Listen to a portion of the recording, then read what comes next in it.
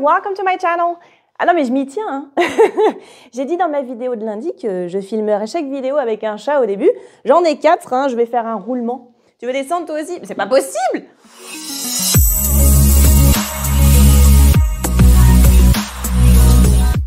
Alors dans cette vidéo, nous allons faire un petit cours, une petite leçon sur les dire et les raconter et les parler. Parce que souvent, on confond ces mots-là en anglais et pour cause, ils sont proches. Hein, c'est un peu normal. Alors, on va commencer par le verbe to say. Say veut dire dire. Souvent utilisé pour le discours direct. Je sais pas pourquoi. Souvent. Deux points, ouvrez les guillemets. D'accord? C'est vraiment le verbe typique des dialogues. Il a dit deux points, non, non. Il a dit bonjour.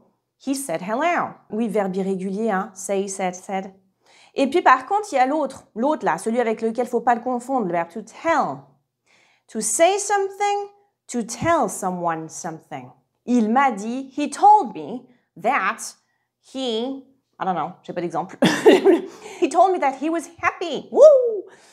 J'aurais pu trouver un meilleur exemple. He told me he lived in Paris. Il m'a dit qu'il habitait à Paris, par exemple. To say something, dire quelque chose, et to tell someone something, dire quelque chose à quelqu'un. Attention! Tell a un deuxième sens, enfin sens ou plutôt nuance un peu plus poussée, il a également le sens de raconter. C'est pour ça qu'on va dire raconter une histoire, to tell a story. Il m'a dit ou il m'a raconté, vous avez dû, essayer de vous souvenir un petit peu, répondre à cette question à votre prof au collège, j'ai pu parler au collège ou au lycée. Tell me about your trip, tell me about your birthday party. Parle-moi de. To tell someone about something, c'est parler de quelque chose. Ah bah ça va pas nous faciliter la tâche pour le truc d'après. Hein. Comment traduire parler? Bah déjà on vient d'en faire une. C'est une structure à apprendre. Hein. Mais on aura deux verbes principaux, donc to speak et to talk. Au passage, la prononciation speak, pas speak, et le verbe to talk. Alors moi j'ai l'accent américain, mais on ne prononce pas le L dans tous les cas. Même si vous dites talk. I don't want to talk about it. I don't want to talk about it. L'américain, il prononce plus grand-chose. Hein. Par contre, le L, dans tous les cas, il n'est pas prononcé. Ok? Et donc, la nuance entre les deux, bah, il y en a un petit peu, pas énormément, mais bon.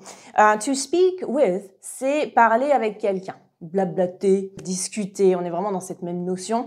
Un petit peu, on vous rencontre quelqu'un, bah, comment ça va? Bah, dis donc, bah, en ce moment, pas super, hein, fait aller, bah, il fait pas très froid hein, pour un hiver, hein, non, il y en a plus de saison, hein, voilà. Ça, c'est to speak about, ok?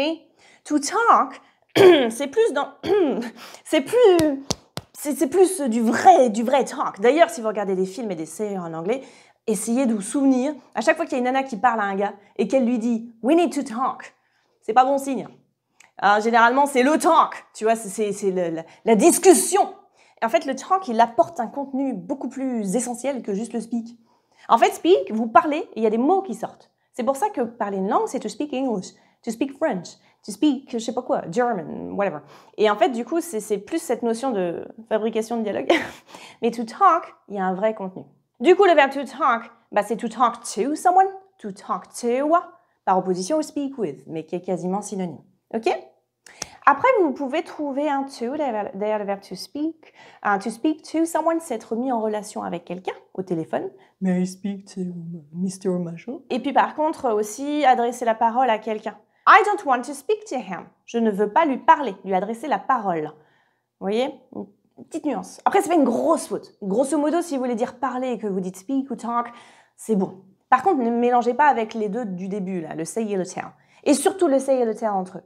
Parce que eux, c'est un petit peu plus faux. Voilà, c'était un petit cours, un tout petit cours, mais je tenais à le préciser parce que je l'ai encore vu avec des élèves aujourd'hui. D'ailleurs, je me présente à la fin de la vidéo. Je m'appelle Maud, je suis professeure d'anglais depuis 15 ans. J'ai créé ma méthode et mes programmes de cours d'anglais pour apprendre en autonomie, mais semi-guidés, hein, par mon suivi personnalisé. N'hésitez pas à découvrir mes formations gratuites sur mon site, c'est en barre d'infos. À vous abonner si vous aimez ce genre de mini-cours, il y en a pas mal maintenant sur ma chaîne, dans l'espace d'un an, j'en ai fait pas mal. Et également de me suivre sur les réseaux, sur mon compte Instagram notamment, où je publie au quotidien des vignettes ludo-éducatives pour apprendre en s'amusant. Je vous souhaite une excellente soirée, journée, week-end, Halloween, ce que vous fêtez, et à très bientôt. Ciao!